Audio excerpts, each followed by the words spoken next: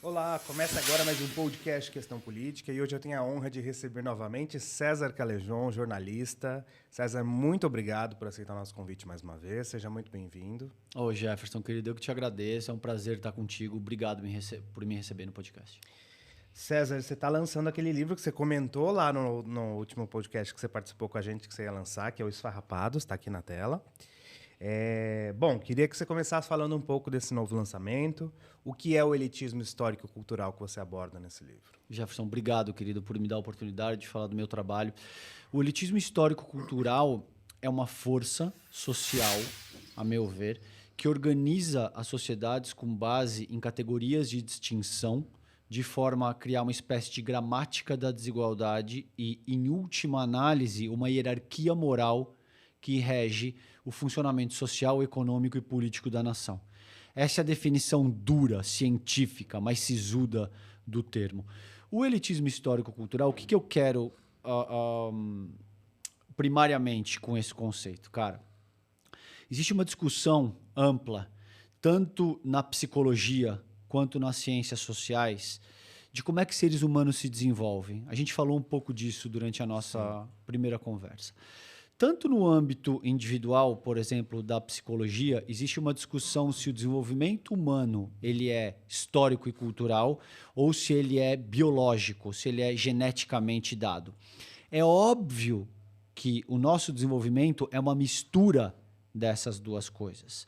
Mas, sobretudo, a direita, o liberalismo, eu vou tentar resumir porque senão fica muito extenso. Não, fica à vontade. Eles se apoiam com base na premissa, Jeff, que existem seres humanos mais fortes e outros mais fracos por natureza. E isso vem assim desde a da Grécia Antiga. Muito provavelmente, no Esfarrapados eu mostro que até antes disso, vem desde a pré-história. Mas, de muitas maneiras, essa falácia é utilizada para dizer: existem seres humanos que são superiores e devem governar, existem seres humanos que são inferiores e menos capazes por natureza e devem obedecer, devem se submeter ao desígnio que essas classes dominantes estabelecem. Com o conceito do elitismo histórico-cultural, essa é a primeira discussão que eu trago à baila. Todo desenvolvimento humano ele é histórico e cultural. O Jefferson se formou Jefferson porque existe um conjunto de circunstâncias que te cercavam e que te cercam que te estimularam nessa direção. Ah, mas eu não tenho uso das minhas próprias escolhas? Tem, óbvio que tem. Nesse livro eu falo que o seguinte: a tua personalidade se forma com base num entrelaçamento dinâmico entre o teu tempo autobiográfico e o teu tempo histórico geracional. Entende? É uma mistura do uso que você faz das tuas escolhas com o contexto no qual você nasce, cresce e se desenvolve. Se você pegar toda a proposta do bolsonarismo, por exemplo, o que diz o Olavo de Carvalho, infelizmente eu tive que ler, por exemplo, Jardim das Aflições, esse tipo de coisa. Não consigo, sabia? Exatamente, é doloroso, cara. E ele parte dessa premissa. Ele faz todo um malabarismo semântico e cita de Aristóteles aos pensadores iluministas para, em última análise, te dizer que, primeiro, seres humanos não são produtos das suas sociedades e, segundo, que existem seres humanos mais fracos e outros mais fortes por natureza e que, portanto, os mais fortes devem assumir o comando da sociedade. Muito bem, com o elitismo histórico-cultural, eu questiono isso, dizendo não. Individualmente, o ser humano se desenvolve histórico e culturalmente, e é óbvio que, por consequência, a forma como as nossas sociedades se formam também segue esse mesmo parâmetro histórico e cultural. Nada é por acaso. Aonde é que eu vou com isso? A República Federativa do Brasil, ela se forma com base nos legados históricos e culturais do que foi o Brasil colônia e do que foi o Brasil império. Ou seja, com base num modelo escravista, com base na lógica de funcionamento do capital, que visa expropriar a classe trabalhadora, deixar essa classe trabalhadora com a sua força de trabalho como única mercadoria a ser vendida para fazer a manutenção da sua subsistência e, nesse processo, extrair a mais-valia para utilizar um conceito do campo marxiano. A República, como ela está constituída hoje, ela traz todos esses legados, Jefferson. Não é por acaso que o Brasil é extremamente racista, homofóbico, misógino, machista. Isso não surgiu do nada.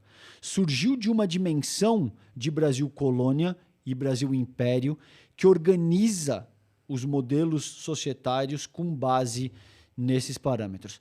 Por que, ao meu ver, e aí depois eu posso falar um pouco mais disso se você quiser, por que, ao meu ver, é importante o conceito do elitismo histórico-cultural? Não me interessa fazer debate nominalista para dizer eu cunhei tal termo ou o que quer que seja.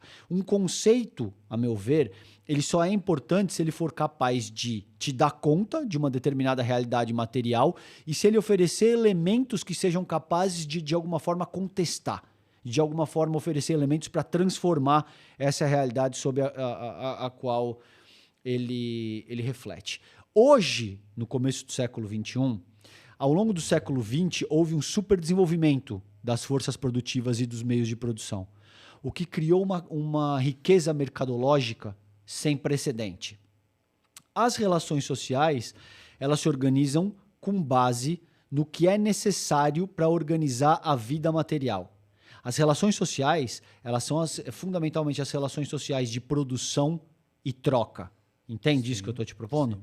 Isso é Marx, purinho.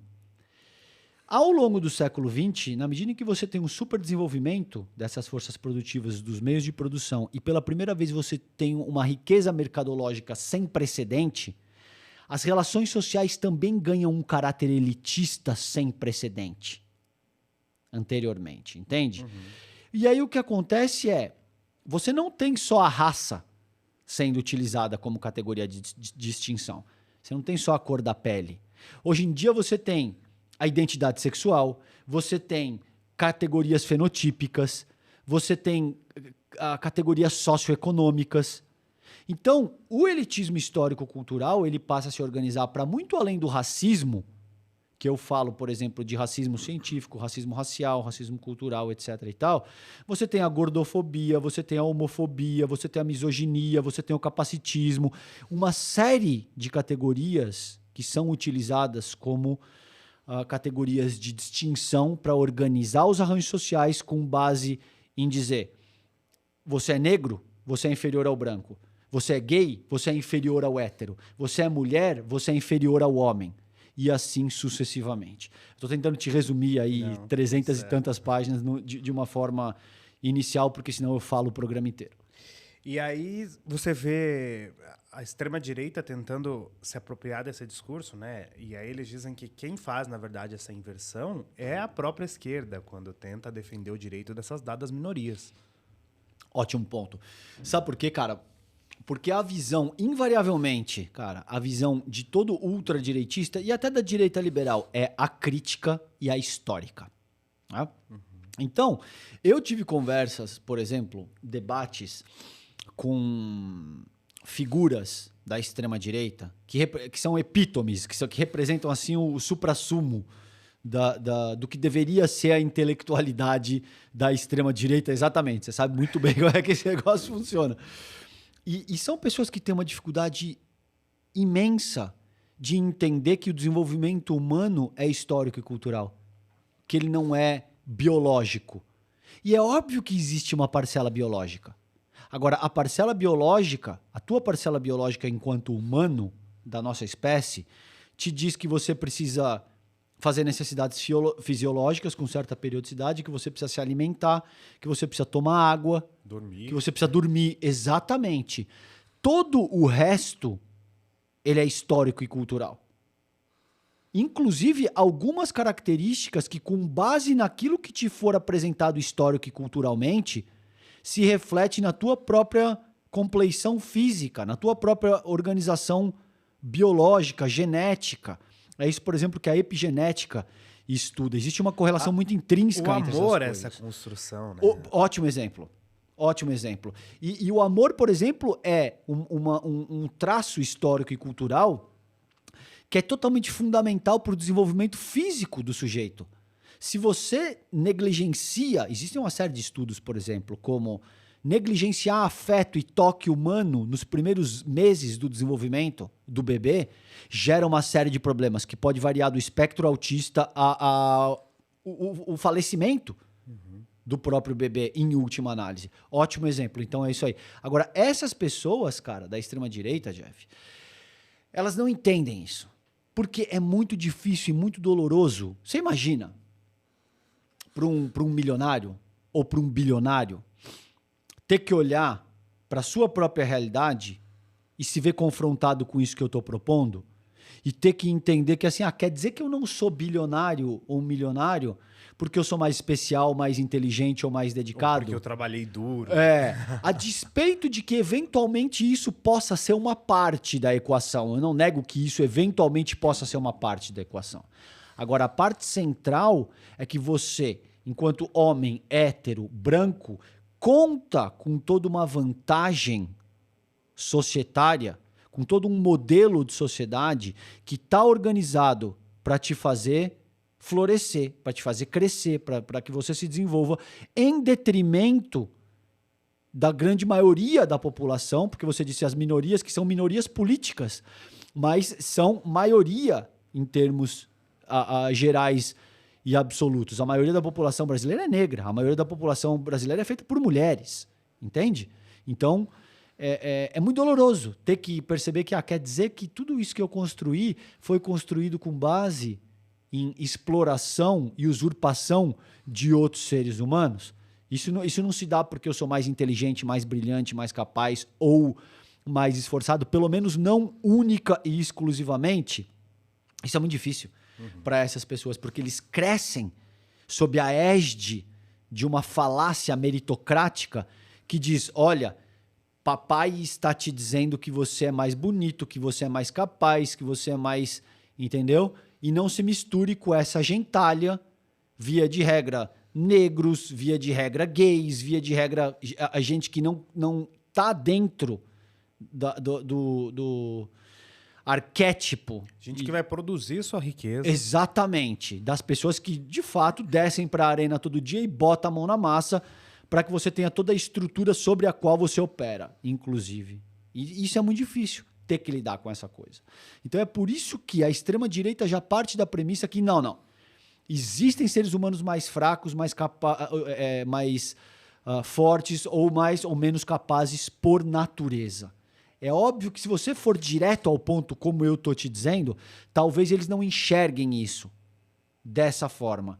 Mas toda a dimensão sobre a qual eles se articulam tem essa premissa elementar no seu substrato, Jeff. E a gente pode dizer que esse elitismo histórico-cultural piorou nos últimos anos, e principalmente sobre o governo Bolsonaro, mas indo além, os últimos 500 anos. Muito, e esse é um ponto central que eu trago, porque, veja, que eu já tangenciei no começo da nossa conversa. Se você fosse um proletário do século XIX, ali, por exemplo, onde Marx, Engels estavam fazendo o escrutínio do modo de produção capitalista, Marx e Engels até dizem, Jefferson, se você pegar onde que é que eles escrevem isso? Manifesto Comunista. É? No Manifesto do Partido Comunista, Engels e Marx te dizem o seguinte: a nossa época, após a Revolução Industrial e a Revolução Burguesa na França e etc., é uma época no qual o conjunto societário é muito mais homogêneo. Existe uma luta de classes entre a burguesia, que eram os industriais, que logram derrotar a monarquia algumas décadas antes, e o proletariado, que via de regra eram camponeses que foram expropriados da sua terra e agora precisam vender a sua força de trabalho para fazer a manutenção da sua subsistência. Né? Isso gerava um modelo muito mais homogêneo, no qual você tinha um embate de classes, burguesia versus proletariado.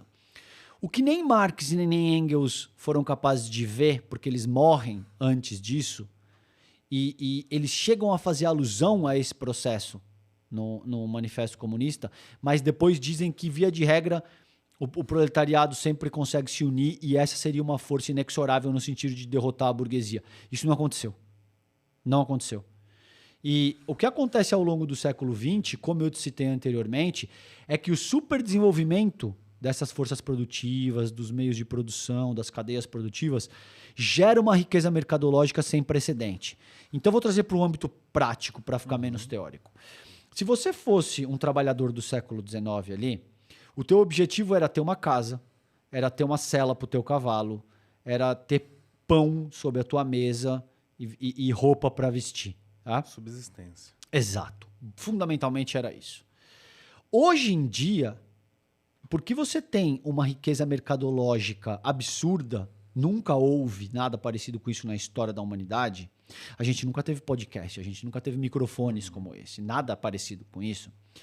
Hoje em dia você não quer ter pão sobre a tua mesa. Existem 400 tipos de pães. E dependendo do tipo de pão que você consome, você tem mais ou menos status dentro da tua sociedade. Isso não se aplica só com pão. Hoje em dia você não quer ter um cavalo. Você quer ter um determinado tipo de carro, porque se você tiver um determinado tipo de carro, você tem mais ou menos status dentro da sua sociedade. Hoje em dia você quer ter milhares de seguidores nas redes sociais. Isso, exatamente, exatamente. É, bom de conversar com gente inteligente é isso, que por extrapolação você já entendeu exatamente onde é que eu vou.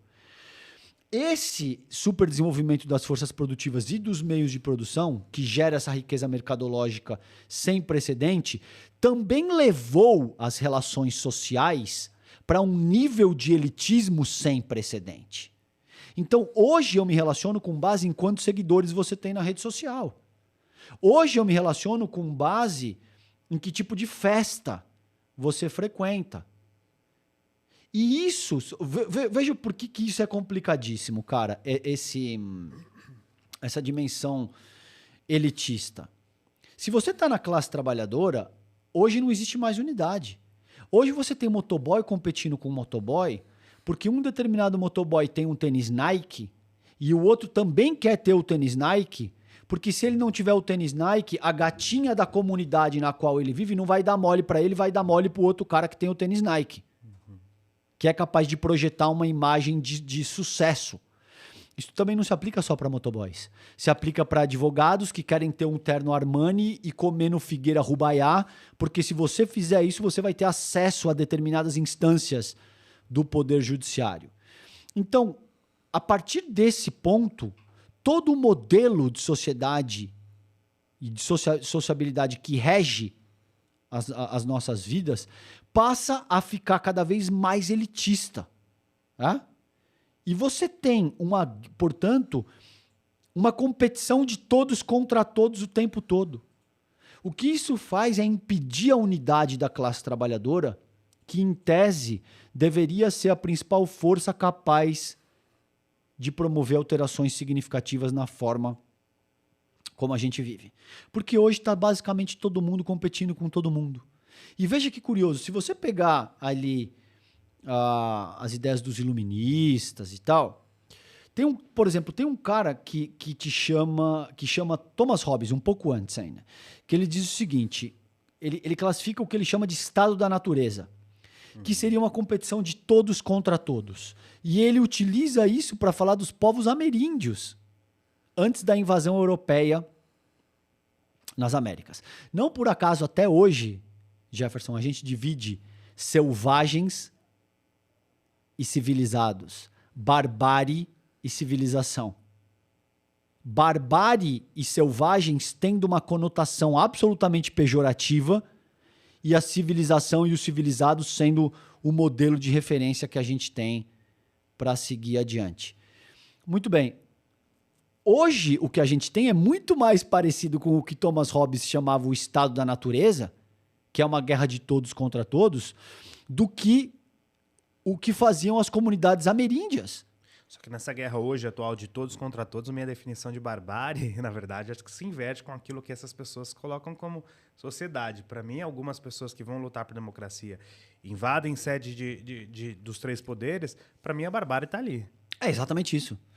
Mas isso que você acabou de citar é a demonstração mais gráfica. Eu posso te dar antes disso, na medida que você tem dentro de uma mesma empresa, as pessoas competindo o tempo todo entre elas para ver quem é mais eficiente e, portanto, quem é que vai conseguir manter o seu trabalho. E quem é que vai puxar o tapete do outro. trabalho em emissora de TV, sei como é que é. Entendeu, cara? Não, aí é especialmente duro, né? Então é isso, você tem um modelo de sociabilidade que se organiza com base na concorrência. Tem o Dardot e o Laval, em A Nova Razão do Mundo, que é um livro, que eles te dizem o seguinte, que hoje a gente tem um modelo de sociabilidade organizado com base num parâmetro universal da concorrência e, consequentemente, da desigualdade. Então, hoje você tem as pessoas, todo mundo competindo com todo mundo o tempo todo. E o elitismo histórico-cultural existe, as raízes, não vou dizer o próprio elitismo histórico-cultural, as raízes do elitismo histórico-cultural existem desde a pré-história. Você tem artefatos arqueológicos, por exemplo, que demonstram como funerais e enterros de príncipes já denotavam a existência de categorias de classes naquela ocasião.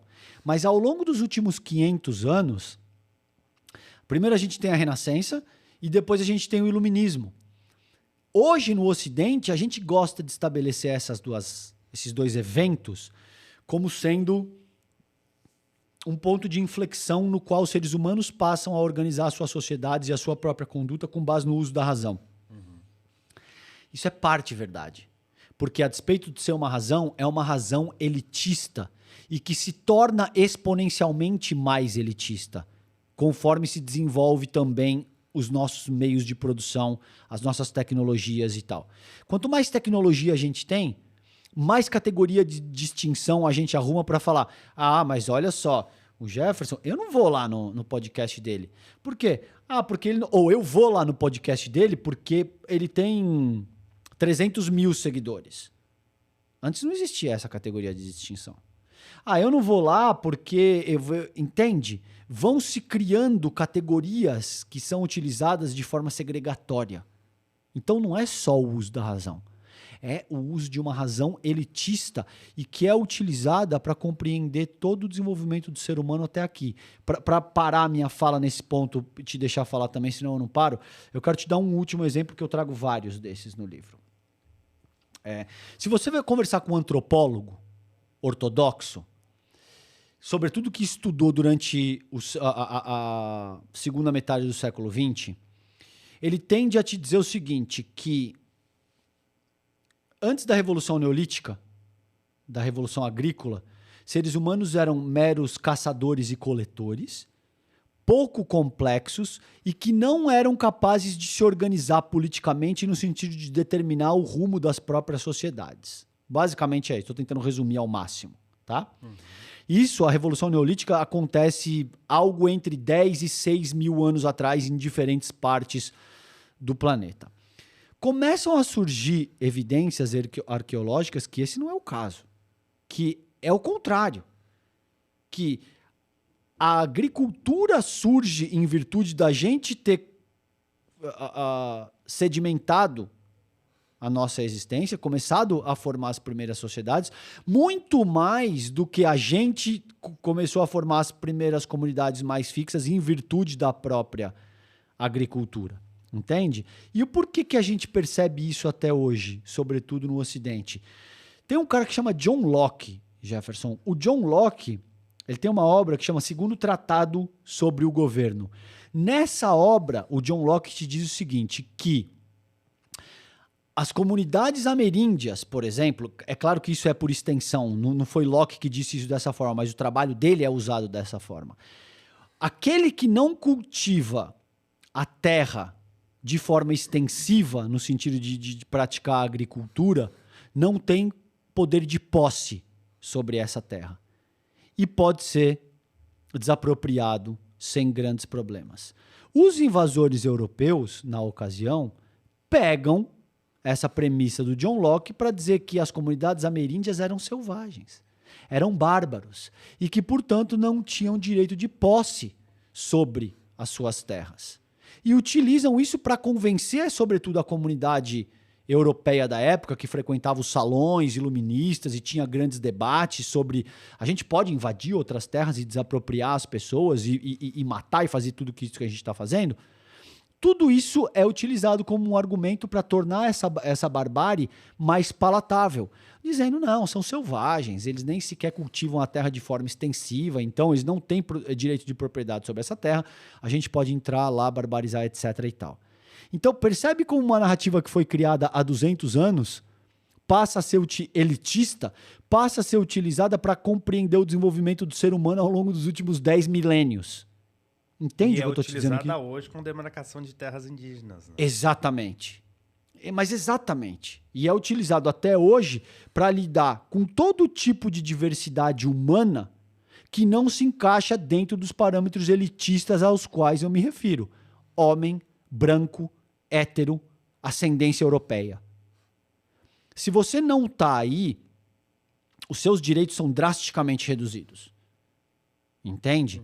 Isso tem como base o elitismo histórico-cultural que organiza o nosso modelo de sociabilidade, sobretudo ao longo dos últimos 500 anos. Então é fundamentalmente a respeito disso que eu falo no livro. Quando é que lança esse livro, César? A gente já está na pré-venda. As pessoas que quiserem adquirir o material com desconto, sai R$ 49,90 agora na pré-venda. Podem ir na bio do meu Instagram ou na bio do Twitter, tá lá o linkzinho, é só clicar ali e reservar. E o material físico vai ser lançado dia 11 de julho aqui na Martins Fontes, na Avenida Paulista, aberto ao público, com a questão de assinar os livros e tal, né? Conversar também, porque eu acho que muito mais importante do que assinar o material é ser capaz de conversar com as pessoas que eventualmente quiserem conversar comigo, esse tipo de coisa que a gente está fazendo aqui. Então, dia 11 de julho vai ser na Martins Fontes, na Avenida Paulista. E no dia 21, eu vou te mandar os convites certinhos também. No dia 21 de julho, a gente está organizando uma festa, aí bem mais informal, com cerveja, com música, esse tipo de coisa, no FF Front, que é um bar ali em, acho que é Pinheiros, Vila Madalena, aqui nessa região. Dia 21 de julho, a partir das 7 horas da noite, vai ter também. Bom, aqui a gente sempre encerra, né? Na verdade, vamos inverter, que a gente faz o encerramento pedindo a indicação de um livro. A gente já faz na abertura essa indicação, então. Espero que quem está em casa compareça esse lançamento. É um livro muito interessante para você entender o Brasil atual, né? Porque a gente precisa estudar esse passado para não repetir os erros que a gente tem repetido há muito tempo. É isso. Exatamente essa é a dimensão. E para que a gente seja capaz de perceber o nosso processo de constituição, seja no âmbito individual ou seja no âmbito coletivo, cara, de uma forma mais integral. De uma forma que te dê conta de superar esses reducionismos que te dizem que não, você é inferior ou superior por natureza. Isso sequer existe. É óbvio que existe uma base biológica sobre a qual o desenvolvimento histórico e cultural acontece, mas é só isso. Ela é só a base biológica. Ninguém é inferior ou superior a ninguém por natureza. Entende? Tudo isso depende dos estímulos, das complexidades, daquilo que te cercou enquanto você estava e está até hoje. A gente está sempre em processo permanente de desenvolvimento e constituição. Depende dos estímulos que te cercaram e que continuam te cercando durante esse processo. Monark não é idiota por natureza. Não. Não é, exato, e isso explica até a própria fragilidade intelectual da extrema-direita, entende? Se você investigar... Eu lembro que na nossa primeira conversa, você me disse que a tua avó havia falecido de Covid e que os teus tios e tias votaram no Bolsonaro. Sim.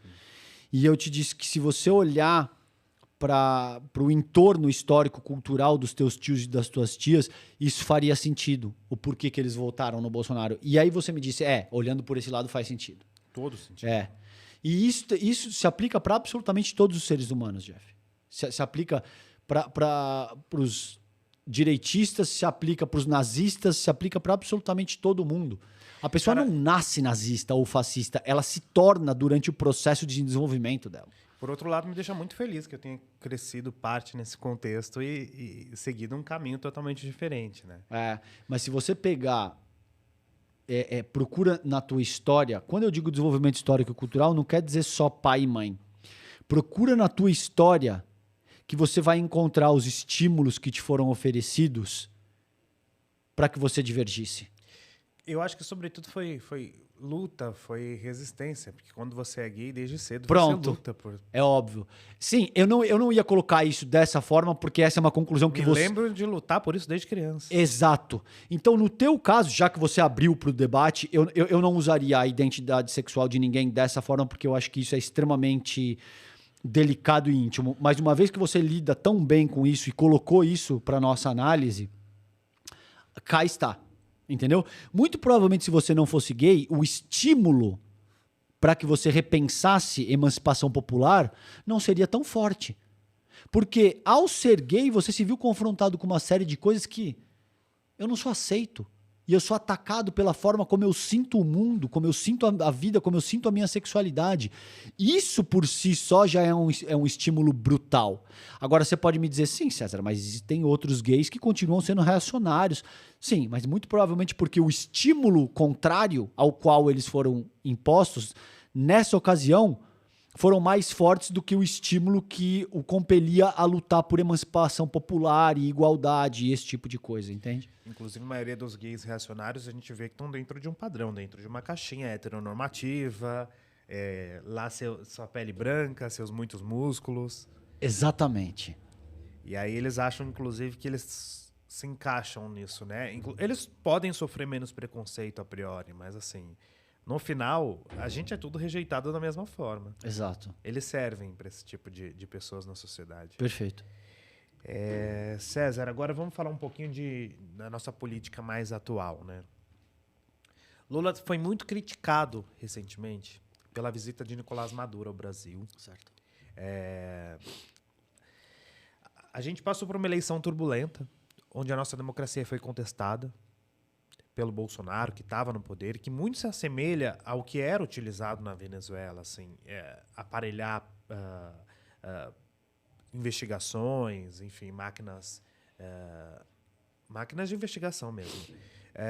O que você acha dessa visita? Era o momento do Lula receber Nicolás Maduro, principalmente naquele ponto em que tinham pautas interessantes ao governo ali na aprovação na Câmara dos Deputados, que é difícil, o governo não fez maioria na Câmara, como inclusive a reestruturação dos ministérios. O Lula foi criticado, e não só criticado, como alguns deputados, inclusive o Arthur Lira, diz que o governo foi derrotado em algumas pautas na Câmara, muito por questões ideológicas ali, por querer impor as suas questões ideológicas e por não conversar também com o Congresso. Veja, isso vai ao encontro disso que eu estou te propondo do elitismo histórico-cultural.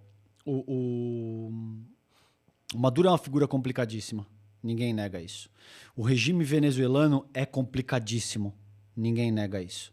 Agora, você viu há alguns dias o Trump, por exemplo, dizer que ele queria que a Venezuela estava prestes a colapsar, abre e fecha aspas, tá? E que ele teria invadido a Venezuela e tomado todo o petróleo. Eu vi isso. Ele disse isso abertamente, não é que algo foi gravado e vazou e saiu via aí o Wikileaks ou Intercept, nada disso.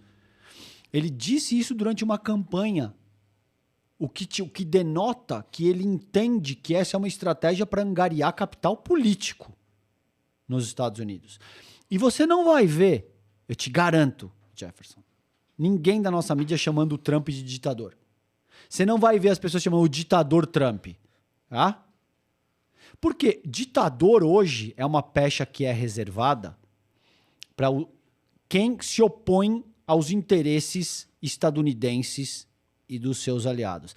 Ah, César, mas então você quer dizer que o Maduro é um santo? Nada nem parecido com isso. O Maduro é uma figura complicadíssima. E o regime venezuelano é um regime complicadíssimo.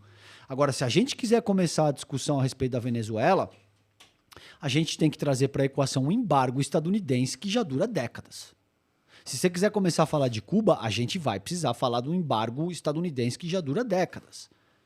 A gente vai ter, se quiser falar de soberania e respeito às liberdades individuais, o que são crimes cometidos pelo Maduro na Venezuela, ninguém nega isso. A gente vai ter que falar das 800 bases militares estadunidenses que estão espalhadas ao redor do mundo. A gente vai ter que falar a respeito da aliança militar, a OTAN americana, estadunidense, perdão, que os Estados Unidos querem avançar cada vez mais para o leste europeu. Isso não significa dizer que a China e o Putin são bonzinhos. Ninguém é bonzinho nesse mundo, Jefferson, entende? A coisa é extremamente complexa para todos os lados. Seus interesses. Exatamente. Exatamente. Só que a gente está debaixo da área de influência americana, no qual todas as guerras que os americanos fazem e promovem, as invasões, eles já invadiram Iraque, Líbano, Síria, centenas de países ao longo das últimas décadas. E você não vê os Estados Unidos serem taxados como uma pecha de regime ditatorial. Porque tem 2 partidos que se alternam no poder faz 200 anos. Mas, César, você não acha que o Lula poderia ter esperado um pouco mais? Não era o momento ideal para que ele recebesse Nicolás Maduro no Brasil? Nunca vai ter o momento ideal, cara. O problema... E eu entendo o porquê que você sente isso dessa forma mesmo. Mas, veja, a questão aqui é que se trata de um aspecto de Estado. Ele recebeu outros 10 chefes de Estado, junto com o Maduro. 9, outros 9 chefes de Estado, mais o Maduro. Uma parte muito expressiva, cara, da liderança do Brasil, do protagonismo do Brasil frente ao Conselho das Nações, tem como lastro a nossa liderança regional, o que foi absolutamente comprometida durante o governo do Jair Bolsonaro. O Bolsonaro quase conseguiu criar uma guerra por procuração com a Venezuela para defender os interesses americanos. Então, assim, eu defendo o Maduro? Não, não defendo. Eu tenho altas críticas ao Maduro. Mas eu também tenho altas críticas ao regime estadunidense, eu também tenho altas críticas ao Putin, eu também tenho altas críticas ao regime autocrático chinês. Nós vamos parar de fazer comércio. A gente não vai receber, por exemplo, o Xi Jinping, porque ele é um autocrata. O próprio Bolsonaro foi até lá, né? Entendeu, cara? Então, assim, agora, é muito mais fácil para criminalizar o Maduro para parte da nossa população, sobretudo a parte mais abastada, da classe média alta para cima, que não se identifica como sul-americano ou como latino. Essas pessoas querem ser europeus. Eles querem ser estadunidenses, entende? Então é óbvio que quando você fala da Venezuela, o ditador, o assassino, e os Estados Unidos? Não, os Estados Unidos muda de assunto. Sim, mas os Estados Unidos estavam estraçalhando crianças civis, inocentes. É óbvio, não existe criança militar, né? Crianças com vestidinho de renda no Médio Oriente com helicópteros Apache, Jefferson. Que estava estacionado a 2, 3 quilômetros de altura, ninguém nem vê, e fica uma cratera no chão, onde tinha uma criança brincando com a amiguinha dela. Sabe o que aconteceu com o cara que mostrou isso pro mundo? Tá prestes a ser extraditado da Inglaterra, do Reino Unido, pros Estados Unidos. O nome dele é Julian Assange. Esse é o regime de liberdade e eles não são ditadores. Ditador é o venezuelano. Que seguramente tem uma série de coisas complicadíssimas, sobretudo na forma no que diz respeito a liberdades políticas, a direitos civis, tudo isso, ninguém está negando. Agora, você não viu... Quantos anos você tem? 30. Você não cresceu assistindo filme venezuelanos? Não, nunca assisti, eu acho. Pois é. Agora, quantos filmes americanos, estadunidenses, você assistiu no qual o Tom Cruise era o galã sexy que combate os russos malvadões, ou o Stallone era o boxeador heróico que tem que lidar com a máfia chinesa. Ou esse tipo de coisa, entendeu? A máfia russa, a máfia chinesa. Não ocidentais são sempre os vilões, cara. E nesse contexto, a Venezuela não se alinha com os ocidentais. Então, daí vem essa dimensão elitista que eu trabalho no Esfarrapados também, porque é uma forma muito enviesada de ver o mundo.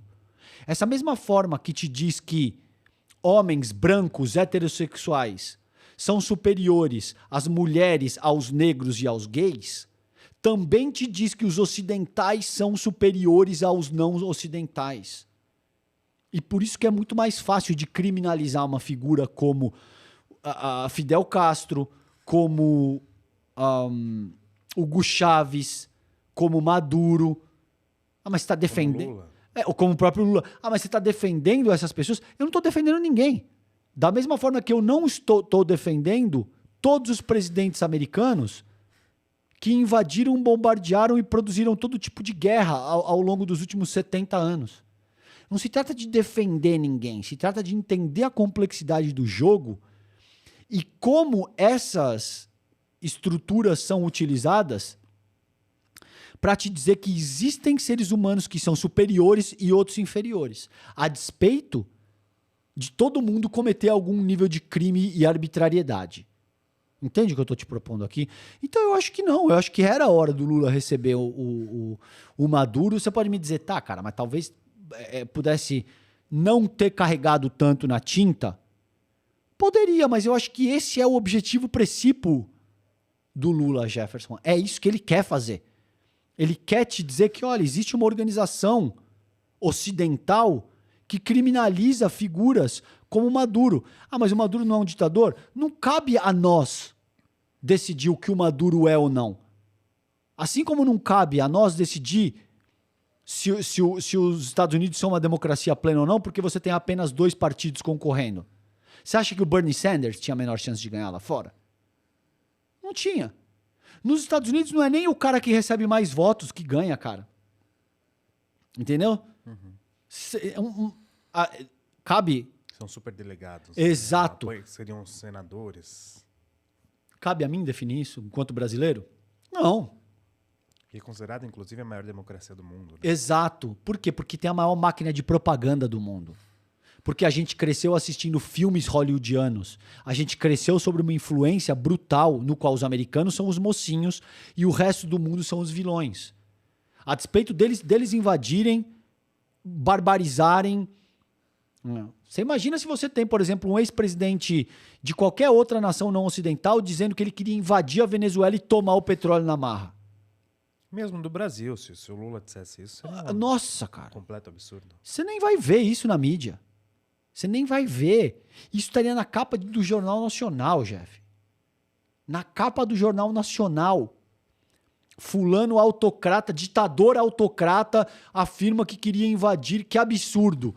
Agora é o Donald Trump. Você nunca vai ver a pecha de ditador atrelada a qualquer presidente americano. A qualquer. A despeito deles terem invadido centenas de países, assassinado crianças, desestabilizado todo tipo de democracia na América do Sul, barbarizado o Médio Oriente, estarem catalisando um processo de conflito entre a OTAN e a Rússia e a China, que pode levar a gente para um conflito que possivelmente vai envolver artefatos nucleares. Você nunca vai ver. Porque a propaganda é muito forte. E porque o brasileiro médio se identifica com a Europa Ocidental e com os Estados Unidos. Venezuelano é esse povinho que mora no centro da cidade junto com o boliviano e que serve para ficar costurando para ganhar R$2 por dia. Agora, esse mesmo pensamento elitista se aplica para gays. Esse mesmo pensamento elitista se aplica para negros. O problema é que quando você valida a categoria de distinção, você sabe como começa, você nunca sabe quando isso termina. Porque uma hora eu posso estar apontado essa distinção para venezuelanos, em seguida eu posso te dizer que eu não gosto de gay, em seguida eu posso te dizer que eu não gosto de negro. Isso não tem limite, cara. E a ampla maioria da nossa população, sobretudo as classes mais abastadas, da classe média para cima, quer ser estadunidense. Sim.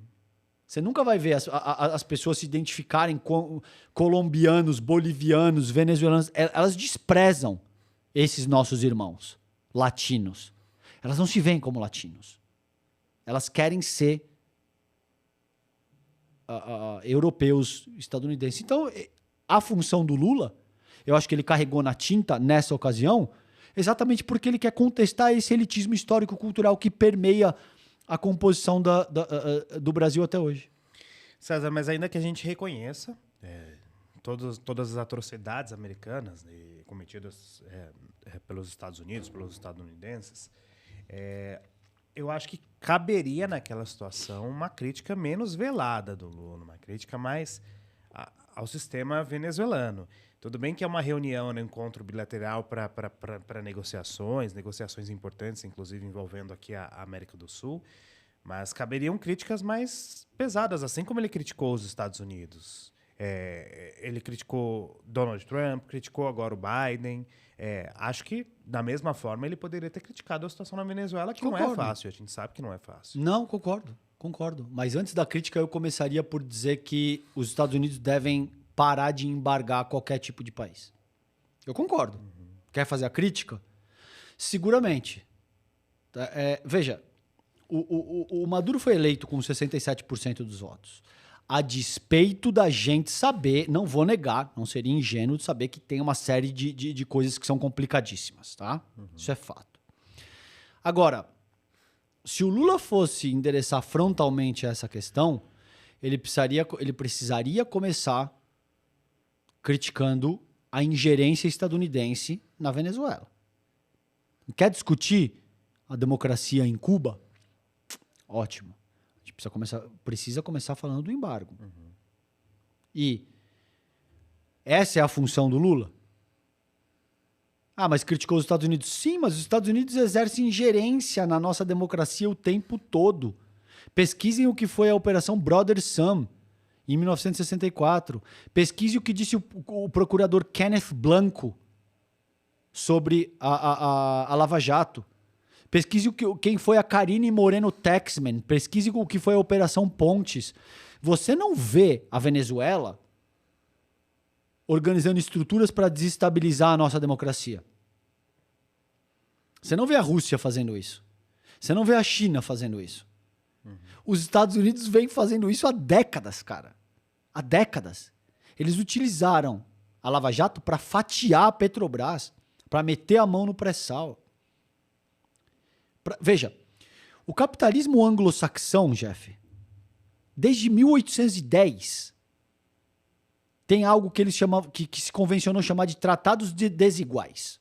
Os tratados desiguais era o Reino Unido conseguiu, junto a Portugal, uma espécie de condição, de forma hiper resumida, porque senão eu vou muito longe com isso, uma espécie de condição especial para negociar em solo brasileiro.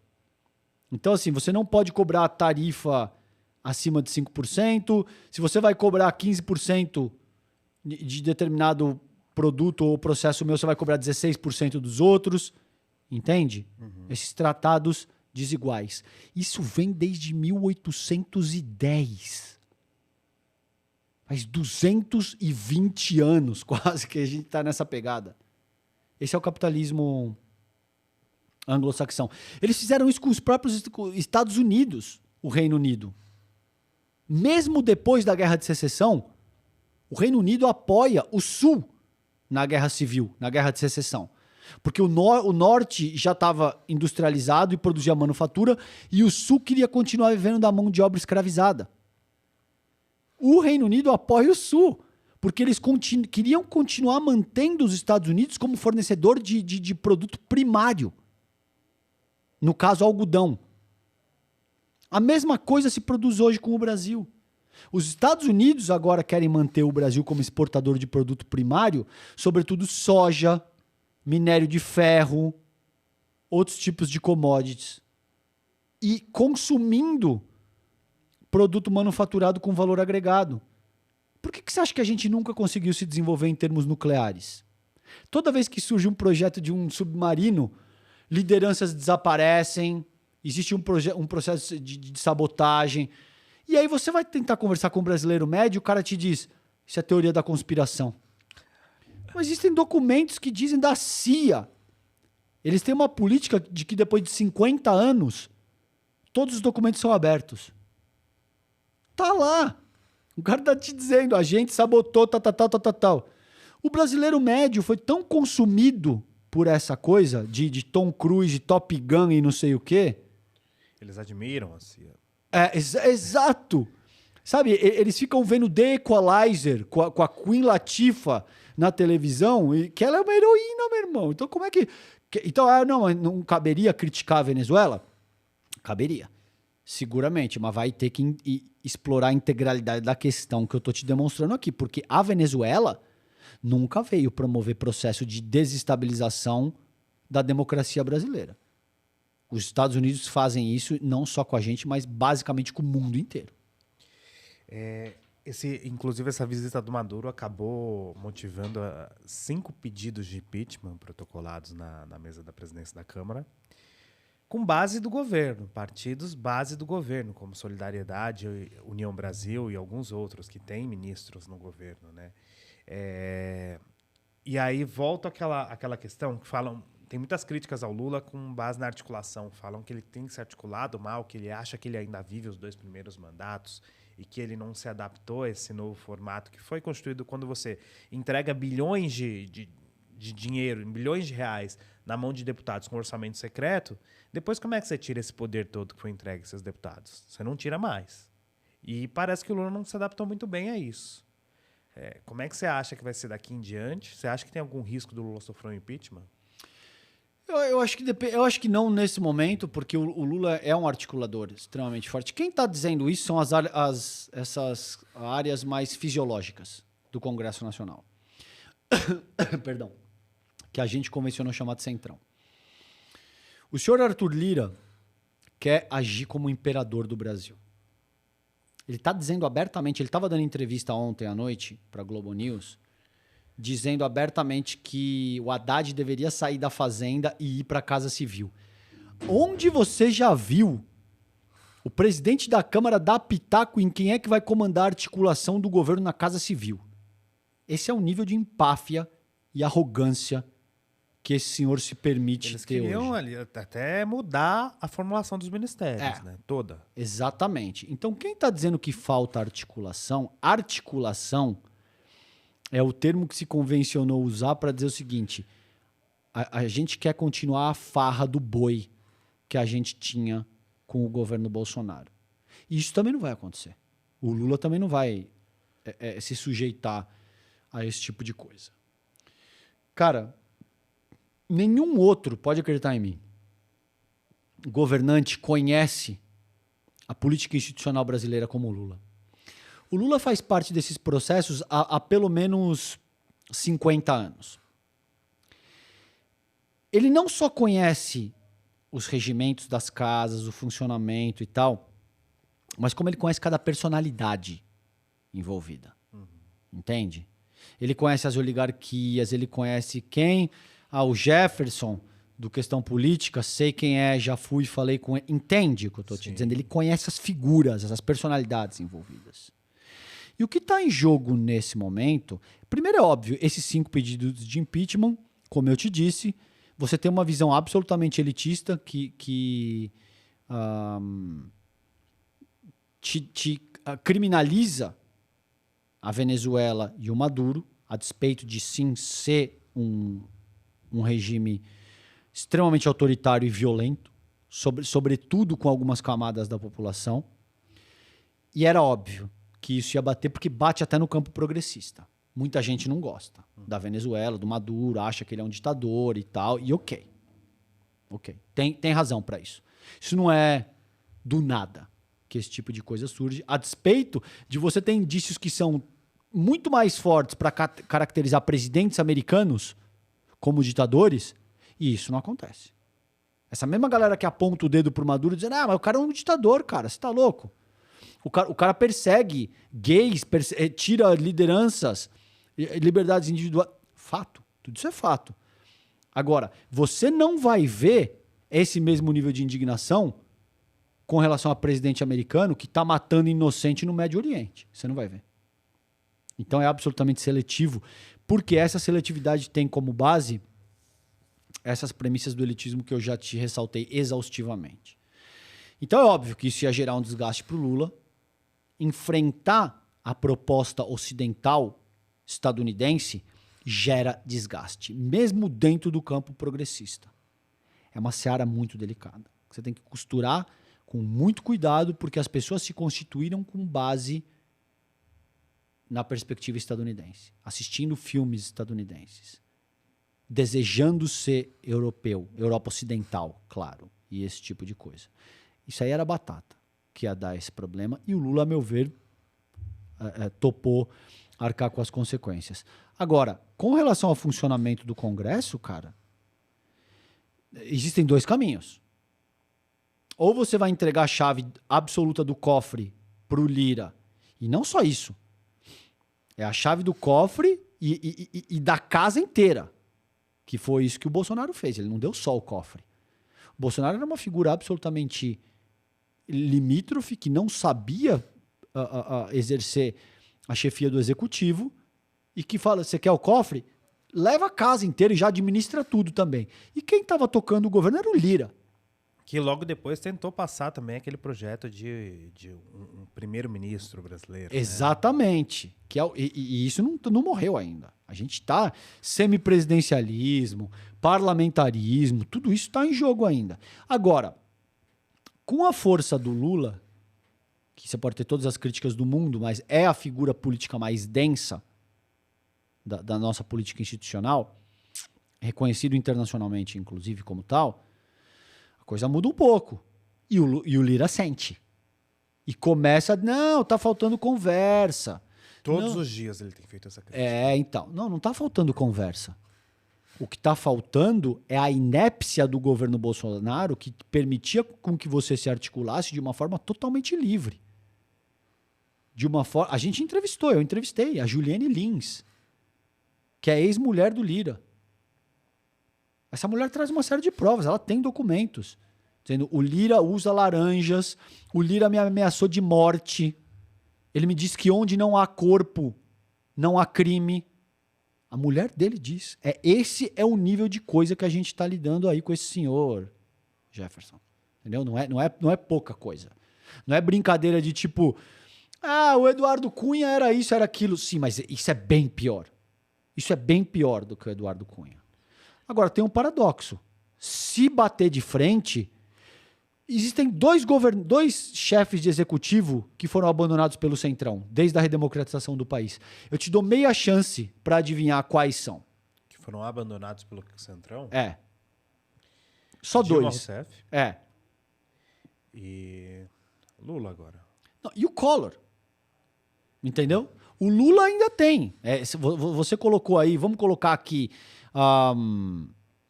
União Brasil, você tem razão. Tem 3 ministérios ali, tem a Daniela, tem o Juscelino e tem o Alexandre Silva. E estão querendo agora o Celso Sabino.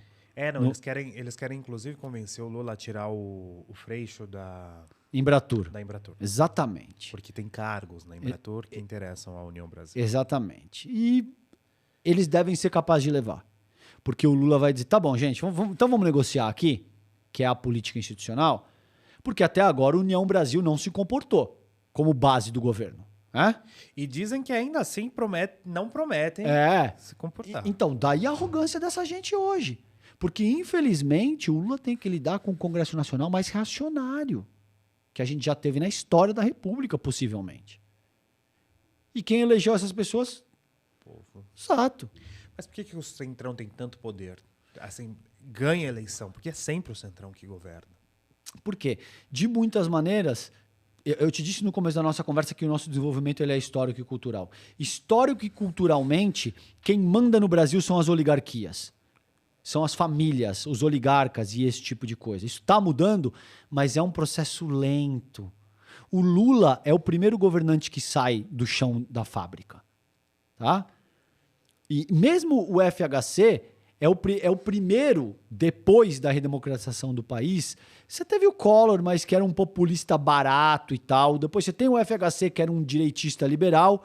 Pela primeira vez em 2003, você tem um quadro de esquerda que saiu de fato da base proletária. E olha o problema que não deu isso aí. Não só dentro do Brasil, mas ingerências externas, querendo, não, esse esquerdista aí e tal, entendeu? Então, histórico e culturalmente, a gente está organizado com base de que as oligarquias mandam, entendeu? Os Collor, os Calheiros, ACMs da vida. É esse tipo de coisa. O Centrão é formado basicamente por essa base oligárquica do Brasil. Então eles têm muita força tradicionalmente porque são coronéis, porque é gente que atua com base em mandonismo, patrimonialismo, com base em ameaçar matar, em dizer que aonde não tem corpo, não tem crime. É um jogo muito pesado, cara. Com base em compra de votos, né? Eles são acostumados. Exato, voto de cabresto, esse tipo de coisa, com base no uso aberto da violência, da coação. Esse tipo de coisa é muito difícil, cara. Você imagina, a gente está no que é a capital política e econômica do país, São Paulo, a despeito da capital administrativa e também política ser Brasília. Então aqui é outro jogo. É diferente você estar num bairro como esse, fazendo um podcast. Eu posso dizer o que eu quero. Eu corro algum risco? Até corro. Mas é muito menor do que se você está numa região de Alagoas e você vai enfrentar um coronel desse. Você vai morrer, cara. Sim. Seja você quem for. Você vai morrer. E aí as pessoas começam a fazer cálculo e, cara, eu tenho filho. Eu tenho esposa, eu tenho mãe, pai. O cara chega e fala, Jefferson, eu sei lá onde sua mãe e seu pai moram, viu? E sua filhinha, bonita aquela escola dela, hein?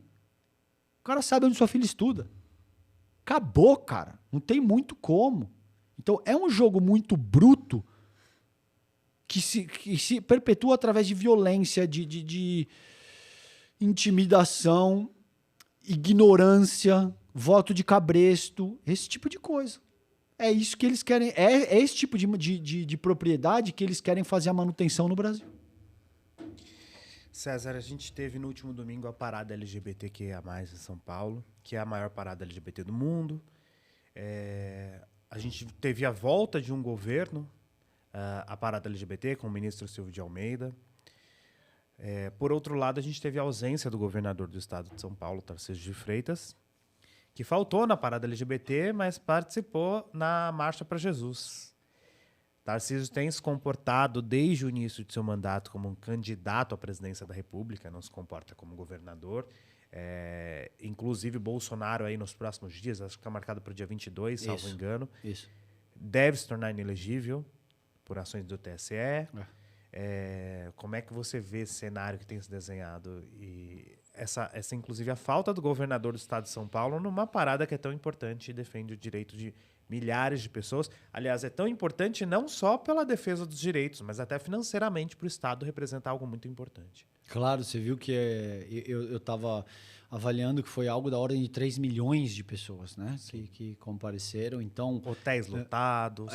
Não, e é indiscutível. A força da comunidade LGBTQIA+, hoje é algo assim indiscutível. Agora, não dá, né, cara? O Tarcísio é uma figura execrável. Execrável. Absolutamente triste. É lamentável que ele tenha sido eleito para o governo do maior estado do país. Não surpreendente. Não é surpreendente, sobretudo porque o interior do estado é muito reacionário. Nem tanto a capital, tanto é que a gente vê o Boulos bem posicionado para disputar a prefeitura. E o Bolsonaro nem quer lançar candidato aqui, porque assustou ele esse cenário, inclusive. Exatamente. Ele abriu mão de lançar o Ricardo Salles para apoiar o atual prefeito da cidade, muito por conta disso que você acabou de falar. Agora, é esse embate de antagonismos que está em jogo no Brasil hoje. E eu não acho que isso vai mudar, Jefferson. Eu acho que isso tende a se agudizar ao longo da próxima década. Você vai ter cada vez mais, de um lado, forças progressistas que lutam por emancipação popular, que lutam por políticas afirmativas, que lutam por agenda social. E você ter... É aí que está inserido a comunidade gay, a meu ver. É óbvio que existem exceções. Existem exceções. Você tem gays que são reacionários.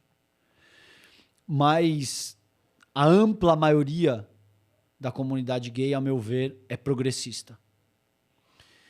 E você tem, de outro, um campo que não é nem conservador mais a essa altura, é reacionário, o que é bem mais profundo do que meramente ser conservador. Você não quer conservar nada.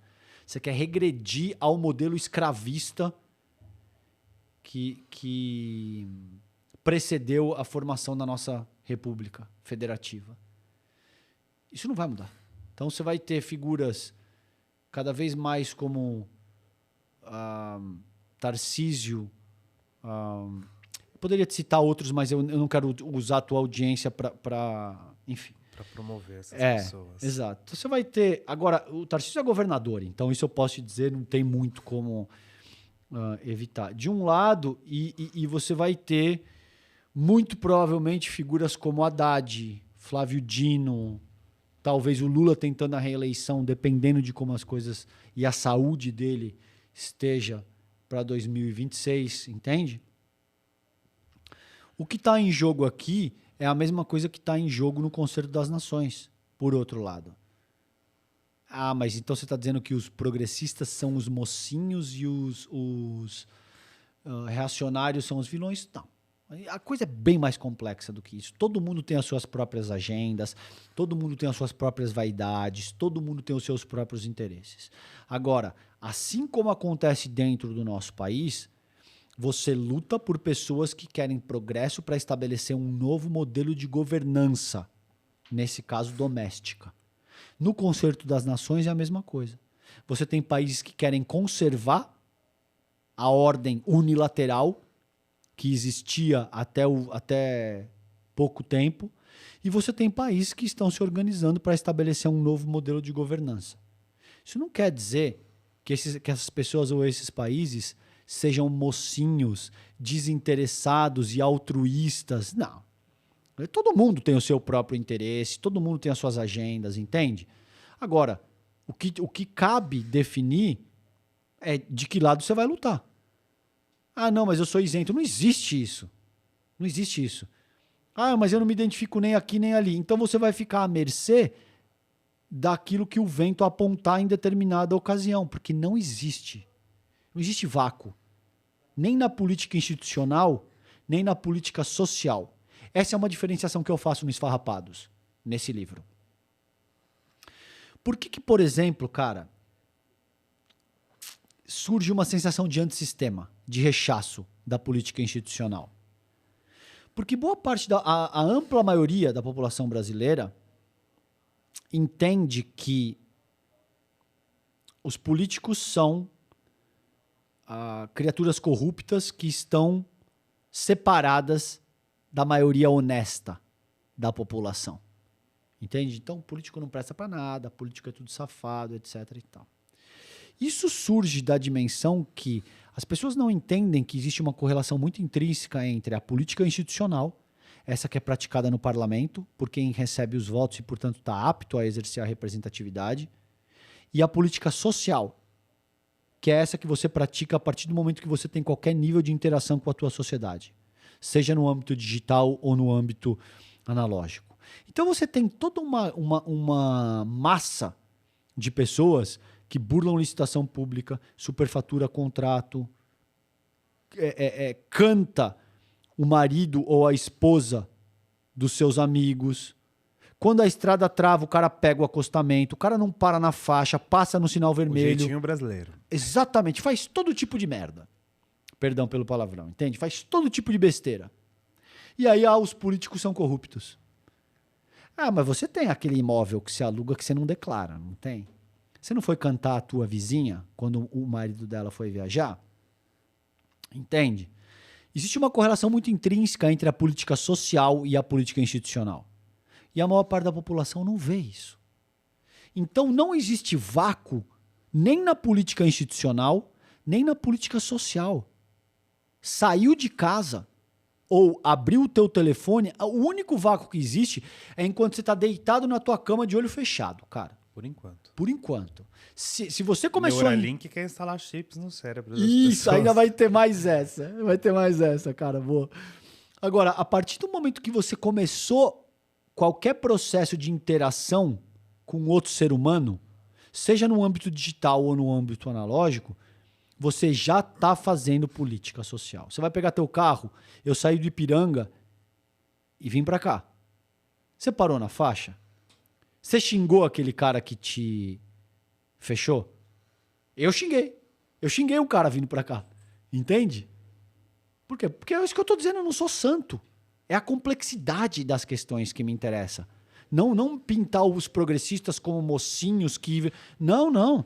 Todo mundo tem... Às vezes o cara tá mal, você vai xingar o outro, você pode cometer erros. É isso que eu quero deixar bem claro aqui. Não se trata de uma análise pueril que vê embates entre duas classes e uma é vilã e a outra é mocinha. Agora, é verdade, a meu ver, que você precisa escolher se você luta por emancipação popular ou se você luta para conservar os privilégios que já estão secularmente estabelecidos. Entende? Vácuo não existe, cara, na política social. Ah, eu sou isento. Não, você só não sabe com quem você está aliado. Porque isenção não existe, né, nessa medida. Vem com aquele papo, né? Não gosto de política, não quero nem falar disso, voto, já não voto há anos. Mas você está... Veja, nesse livro eu te digo que o seguinte... todo mundo é instrumento das forças com as quais está alinhado. Ainda que você não saiba. Entende? E via de regra, quando você não sabe, a tendência maior é que você esteja alinhado com o campo conservador. Porque para lutar por emancipação popular, você precisa fazer isso via deliberação. Tem uma causa, né? Exatamente. Para ser machista, misógino, racista, muitas vezes basta não fazer nada. Numa situação... conivente, né? Exatamente. Então, a metáfora aqui é o seguinte: porque o desenvolvimento humano ele é histórico e cultural e a gente vem de um modelo escravista, para ser machista, racista, homofóbico, é como empurrar um carro ladeira abaixo. Você não precisa fazer nada, porque existe uma força histórica e cultural que te puxa nessa direção. É a gravidade. Agora, para empurrar o carro, para trabalhar por emancipação popular, é que nem empurrar o carro ladeira acima. Você não vai fazer isso por acidente ou por negligência. Você precisa gastar força e entender o que você está fazendo. É isso. Agora, César, a gente tem no Brasil aqui, se discute muito, né? O Lula ganhou a eleição, é a maior liderança da esquerda, e aí se discute esse sucessor, né? Porque a gente já tem a direita se articulando. Damares Alves, inclusive, pediu para não ser esquecida como uma candidata bolsonarista ao governo federal. E a gente tem figuras disputando essa saída do Lula, né? Disputando essa substituição. Tem o nome do Fernando Haddad, que já tentou sem sucesso, né? Tentou por uma vez sem sucesso e agora tentou governador de São Paulo, não conseguiu. Me parece que é uma figura que não tem um apelo popular. Tem Flávio Dino e o Guilherme Boulos, que não é do PT em si, mas é do campo progressista, do campo da esquerda. Como é que você acha que isso vai ficar daqui para frente com a saída do... Se o Lula diz que não vai se recandidatar, que não tem mais condições, como é que você acha que fica? Essa é uma ótima questão. Eu acho que depende do que vai acontecer, sobretudo na área econômica, ao longo dos próximos 3 anos. 24, 25 e 26. Mas desses nomes que você citou, e eu concordo que eles são os principais do campo progressista, eu te diria que o Flávio Dino ganhou um protagonismo muito forte. Nas redes, inclusive. Inclusive. E várias coisas somam a seu favor, cara, do Dino, a meu ver.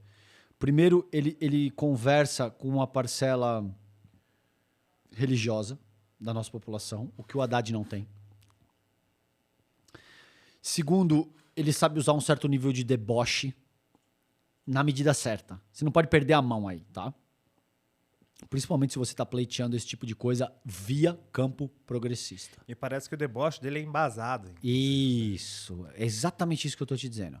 O prato principal é propriedade, é categoria e é eloquência. Tem uma pitadinha de deboche, que é a pimenta. Se você colocar muito, você estraga o prato. Entende? Não é o prato inteiro de deboche, que é o que figuras como, não vou citar o nome também, mas que coloca peruca no parlamento. E você está colocando o prato inteiro de deboche. Que eu não chamo nem de deboche, né? Eu chamo de crime, de transfobia. Exato, mas no sentido de se articular através do deboche, entende? É crime, não tem a menor dúvida. Você tem a lei número 7.716, por exemplo, lei do racismo, que a partir de 2019 o STF entende transfobia, homofobia como crime nessa lei. Não tenho a menor dúvida que ele cometeu um crime ali e deveria responder na medida da lei. Agora, a extrema-direita aceita isso. E, mas por que eles podem usar? Porque você não está falando para o mesmo público. Aceita isso, mas não aceita uma transexual de Jesus Cristo na parada LGBT. Exatamente. Mas em termos políticos, isso funciona para a extrema-direita. Eles podem, entendeu o que eu estou te dizendo, entre aspas? Eles podem ser racistas, misóginos. Bolsonaro usou arroba para falar de quilombola, cara. Bolsonaro disse que preferiria o próprio filho morto se o filho fosse gay. O Bolsonaro disse que a filha nasceu mulher porque ele fraquejou no momento da concepção. Diz que pobre só tinha uma utilidade nesse país. Que era votar. Exato. Então, e ainda assim ele não perdeu um único eleitor por causa disso. Agora, no campo progressista, o jogo é diferente. Você não pode utilizar esse tipo de coisa que você vai se arrebentar no mesmo momento. O Dino, ele tem muita propriedade. A meu ver, ele conhece o Código Penal, o Código Civil, a Carta Magna de cor e salteado. Ele é um cara que tem muita propriedade, ele é muito preparado. Já foi governador do Maranhão, já é uma série de coisas. E sabe utilizar essa pitadinha de deboche que é importante para ganhar mais ressonância junto à população brasileira. Então, o Dino, a meu ver, tem o pacote mais completo. Boulos não tem um pacote? Ele é muito novo ainda, o Boulos. O Boulos tem a minha idade. O Boulos é um pouco mais novo do que eu. Mas tem resultados significativos em todas as eleições que participou. Tem, seguramente. E eu acho que o Boulos tem um futuro aí. Mas é um futuro. Ele ainda precisa. Ele vai precisar ganhar a prefeitura, depois ele vai ter que tentar o governo do estado, que é extremamente complicado. Talvez ele tente como senador. E aí lá para, sei lá, 26, 30, 34, lá para 38. Isso está um pouco longe ainda, entende? Falta aí ainda uns 15 anos pro Boulos. O que tá ok, o Boulos deve estar com 42 anos, cara. Se ele se lance à presidência da República com chances reais de se eleger com 57, ok. Eu não vejo isso de uma forma tão imediata pro Boulos. Acho que foi um bom passo. Deputado federal, o segundo mais votado do país, no momento após o bolsonarismo, que a gente sabe que é absurdamente complicado. Candidato antes a prefeito de São Paulo, muito bem votado, segundo turno inédito do PSOL. Isso, e disputando com o Bruno Covas, que a gente sabe o que aconteceu. Eu vou parar por aqui, mas que existia toda uma questão que sensibilizava a opinião pública com relação e além dessa questão, também tinha o orçamento, né? O PSOL era um partido nanico. Isso. Assim, tinha muito menos tempo de TV. Não, o Boulos é fortíssimo, é um nome fortíssimo. É uma pessoa com a qual eu já interagi várias vezes, já fiz lives no meu Instagram. Já convidei, mas ele me deixou não respondeu. stand-by. Não respondeu. Ele é uma figura muito importante para a esquerda nacional, eu não tenho a menor dúvida. Para a presidência da República, eu acho que ainda é um pouco cedo.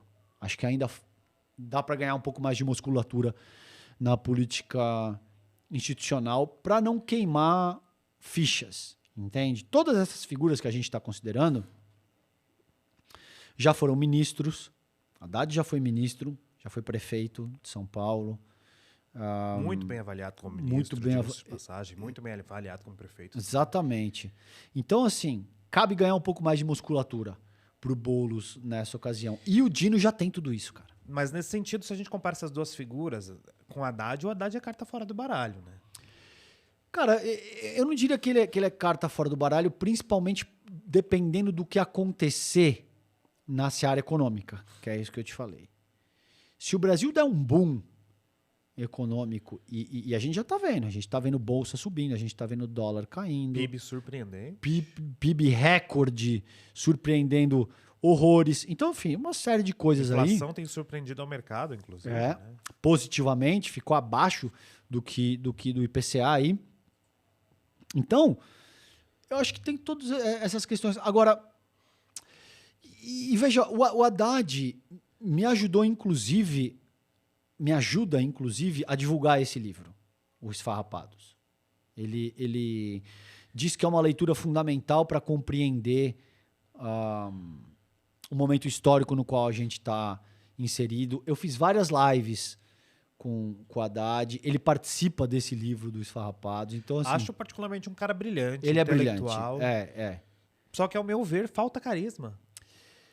Tem isso que eu gosto demais. Eu apoio o Haddad. A pimenta que o Dino tem. Mas tem isso. Seria ingênuo da minha parte negar esse fato, porque eu gosto. Vale-se dizer também que Tarcísio de Freitas, que se põe como postulante, não tem carisma nenhum. Mas, veja, é um outro tipo de carisma que a gente está falando. O Tarcísio ele vai levar para o dogma religioso. Então é outro tipo de carisma. É isso que eu te disse. São pratos diferentes para públicos diferentes, entende? Agora, eu concordo, cara. O Haddad, ele é um intelectual, de fato. Ele é um professor. Ele para se comunicar com a grande massa é mais difícil. É mais difícil.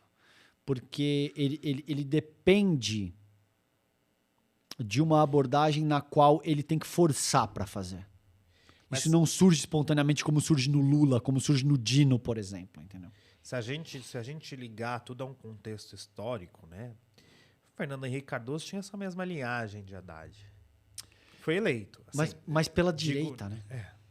Entende? O FHC era o príncipe da sociologia nacional, mas ele foi eleito na década de 90, num momento no qual esse elitismo era infinitamente ainda mais exacerbado do que ele é hoje. É outro momento histórico, cara. E ele foi eleito pela direita, não pelo campo progressista, não pela esquerda. Direita que diz que ele nunca foi a direita, né? Que não existia direita antes de Bolsonaro.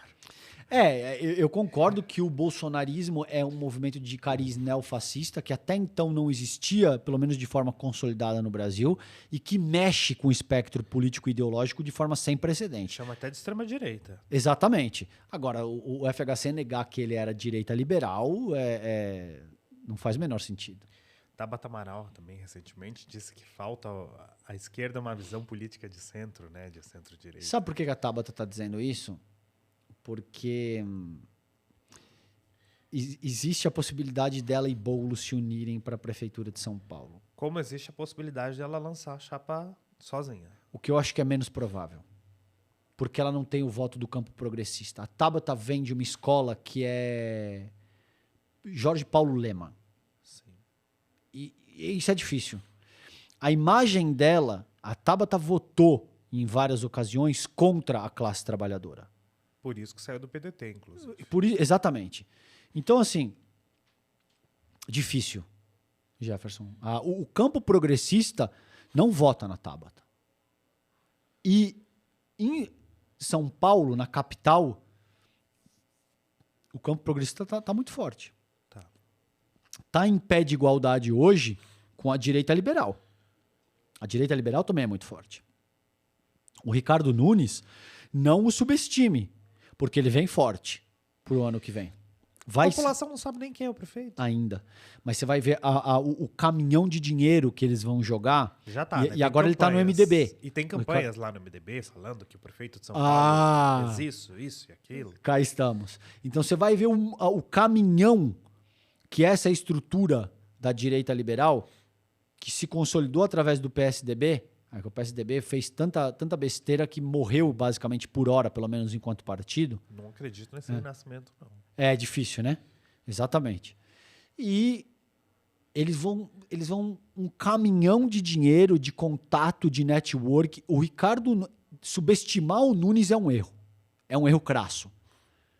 Porque é a mesma coisa que fizeram com o Tarcísio, quando o Haddad aparecia 15 pontos percentuais à frente. E o segundo colocado era o Boulos, inclusive, nas pesquisas. Então falaram, não tem chance para a direita aí. Nessa ocasião do... Não, nessa ocasião do... Era o Haddad... O Boulos já tinha retirado? Não, o Boulos não tava. Era Haddad, o Tarcísio e o... Meu Deus do céu, esqueci o nome dele, cara. PSDBista, velho.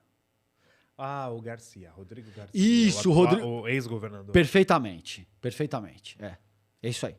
E a estratégia do Haddad entendeu que não, a gente tem que bater aqui, porque ir para o segundo turno com o Tarcísio é melhor do que ir contra o PSDB. E se arrebentou, cara. Se arrebentou, porque o momento era do bolsonarismo.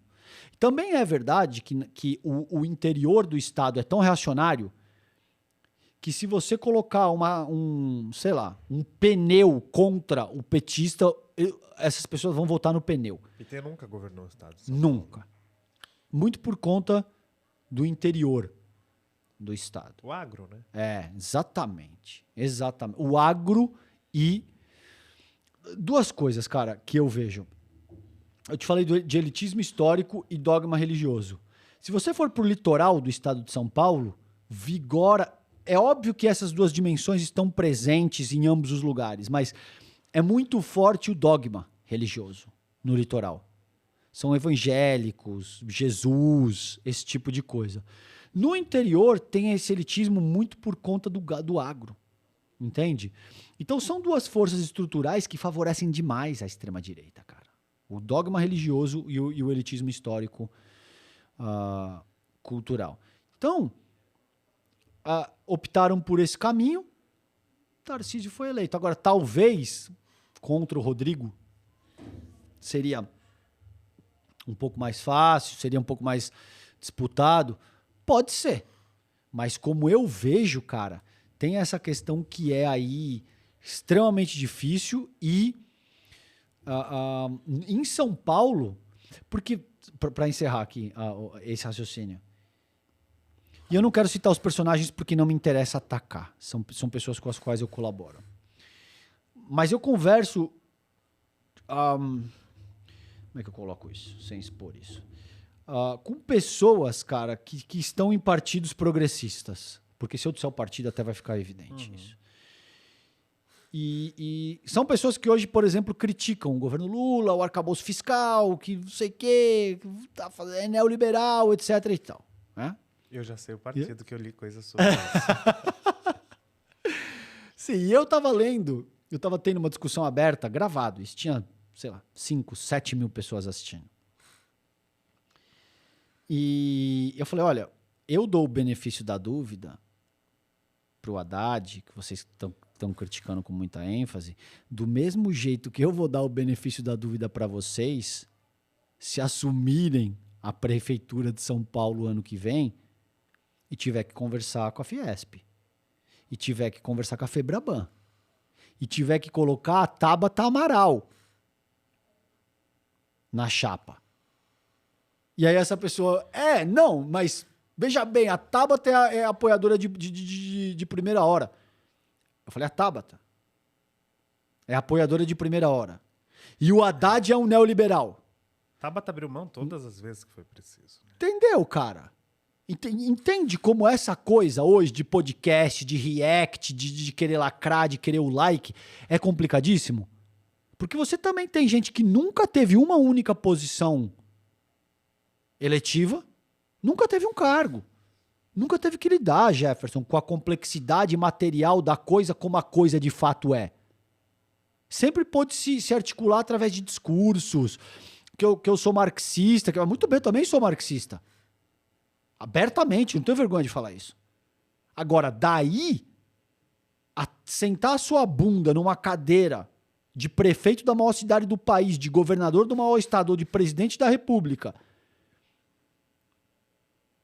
tem um universo de distância. Um universo. Porque você vai se ver circunscrito a materialidade factual de como a nação, a cidade ou o estado estão organizados. Você não vai poder fazer o que você quiser. É óbvio que se o pessoal for eleito ano que vem, vai ter que conversar com o Febraban. Claro. Vai ter que conversar com o Fiesp. E aí, como é que fica? Aí as pessoas, e aí agora vocês são reacionários? Vocês são neoliberais? E eu tenho toda a simpatia do mundo pelo PSOL. Eu também. Do mundo, tá? Assim como os dois partidos, eu já conversei, já avaliei se eu deveria me lançar na política institucional, acabei concluindo que por hora não, mas existiam dois partidos, que é PT e PSOL. Eu não lançaria a minha candidatura por nenhum outro partido que não fossem esses dois. Então, conheço lideranças do PT, o Haddad, Mercadante, essas pessoas. Celso Amorim, por exemplo, que nem sei se está no Partido dos Trabalhadores, mas é uma figura muito próxima ali do próprio Lula. E também conheço lideranças do PSOL, Juliano Medeiros, outras pessoas que são... O Juliano é presidente, acho que até agora, do PSOL. O Juliano é um cara incrível, cara. Incrível. Entendeu? Agora, a gente tem que tomar um certo cuidado. Por quê? Se articular fora do poder para angariar adesão política, Jefferson, é uma coisa. Exercer a prática efetiva do poder quando você está circunscrito pela realidade material que te cerca é absolutamente outra, cara. Absolutamente outra. E isso é um jogo duríssimo. Agora, é óbvio que a base militante tem que continuar empurrando. Então é óbvio que enquanto o pessoal não tem esse cargo, a meu ver, precisa continuar forçando, sim, o governo Lula a se comprometer com pautas cada vez mais à esquerda. Ninguém nega isso. Mas isso também tem que ser feito com uma certa propriedade para não carregar a mão na crítica que seja muito ácida e depois esse negócio se vira contra você na medida em que você agora está na posição. Agora você virou vitrine e não mais pedra. O PSOL é dividido nessas duas vertentes, né? Numa mais extrema ali, mais cobra com veemência, né, os posicionamentos da esquerda, e numa mais neutra. Ele é muito dividido dentro. O que eu acho que é importante que se mantenha por conta disso. Mesmo que o partido assuma a prefeitura ano que vem, as chances são boas, são as melhores chances que a gente jamais teve. Inclusive, acho um golaço, não tinha lido sobre, mas acho um golaço uma possível articulação com a Tabata, por mais que ela tenha um viés. Entendeu? Agora eu posso criticar. Agora, com base nessas alas mais radicais, eu poderia dizer que marxista, leninista, revolucionário, não é isso? Fechando com Fundação Lehman, cara. Fechando com a pessoa que votou reiteradamente contra a classe trabalhadora, que nem o PDT aguentou, velho. É isso que vocês querem? Não cabe essa crítica? Cabe. Então, agora, eu vou dar o benefício da dúvida, porque eu entendo como o jogo mais bruto funciona, e eu acho que a Tabata seria um movimento estratégico, sim, para o pessoal. Sobretudo para tornar mais palatável para aquela galera ali que é mais centro, talvez até centro-direita, assim, sabe? Igual a figura de Geraldo Alckmin. Mas exatamente isso. A tua analogia é perfeita. Agora, teve muita gente que chiou. Teve. Pô, o Alckmin não. Vocês querem o quê? Uma chapa Dilma e Lula? Não vai dar chance. Exatamente, não vai dar certo, Boulos, cara. Lula, e a gente vai tomar mais 4 anos de Jair Bolsonaro na cabeça. O mundo não funciona da forma que eu gostaria que ele funcionasse, cara. Entende? Eu tenho que lidar com... E é incrível, porque muita gente que é marxista, no 18 de Brumário, que é uma obra do Marx, ele te diz o seguinte: os homens fazem a sua história, mas não fazem a sua própria vontade. Isso aí é tipo assim um pai nosso das ideias do campo marxiano. Mesmo gente que nunca leu Jefferson Marx conhece essa citação. E aí você troca ideia com o cara, não, mas é que tem que ser assim. Mas, meu caro, como é que tem que ser assim? Não funciona do jeito que eu gostaria que, entendeu? Você vai incorrer numa abordagem pueril, inócua, que não vai dar conta de alcançar o objetivo que você pretende. Porque você negligenciou a integralidade da questão a título de um idealismo ingênuo. E é esse tipo de coisa que eu acho que a gente precisa começar a expor para a população de forma mais ampla. Você precisa somar os divergentes para derrotar os inimigos em comum. Exato. E trabalhar com o que é realpolitik. Jefferson, não adianta ficar com essa coisa. A gente precisa explanar a vida como a vida é de fato no parlamento. As pessoas precisam saber. Não adianta ficar contando história romântica. Cara, o que eu apanhei essa semana, porque eu disse, por exemplo, que existe um jogo de força sendo travado pelo Lira e o Centrão e as forças que ele representa, e pela nossa arquitetura constitucional. Não é só o governo federal. A nossa arquitetura constitucional, entenda-se, STF, diferentes instâncias, se sentiram ameaçadas com a ascensão do neofascismo brasileiro. Né? Bolsonaro chegou a ameaçar de fato. Tem até um embate de pautas iguais, né? O marco temporal tá no STF, tá na Câmara também. Quem vai votar primeiro? E ótimo exemplo, de novo. Parece que eu tô rasgando seda para você, mas é porque você realmente manja dos Paranauê. Ótimo exemplo de novo. E a parada aqui é o seguinte, eu disse que essa dimensão do Toffoli retomar o julgamento do Lira, um dia depois dele segurar o MP dos ministérios e querer avançar o marco temporal, não é à toa, não existe coincidência aí. A investigação da PF não é à toa. Mas então você está dizendo que existe ingerência do governo federal na Polícia Federal, tal. Olha, É o que o Lira tentou dizer, inclusive, né? Exato. Agora, ele sabe que é o caso. E a questão não é que existe ingerência. A questão... Porque, veja, se eu afirmar isso de uma forma tão categórica, eu vou ter que provar. É?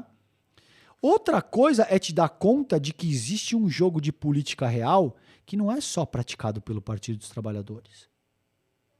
Todo mundo que está no poder, de alguma forma, se vale das armas que estão disponíveis. Eu vou deixar por isso mesmo, mas você já... É um House of Cards. Exato, cara. A política real é House of Cards total.